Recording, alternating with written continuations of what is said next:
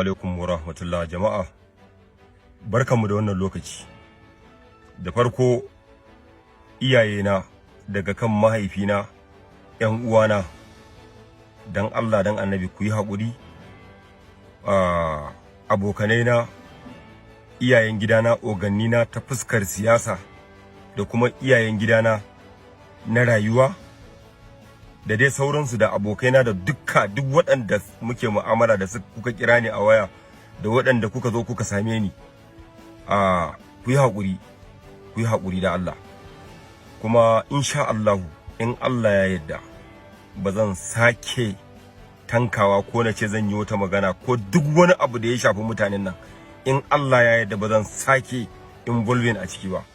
Sannan kuma daga ƙarshe, Sarki Alinu, Allah ya saka wa da alkhairi.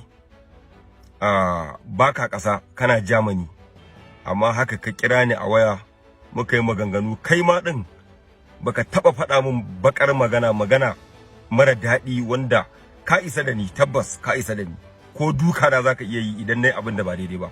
Shi yasa duk maganganun da ka faɗa min ba za su dame ni ba.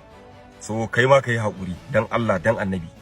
Kuma abin da ka bani kace na bawa wannan matar, Allah ya saka maka da alkhairi.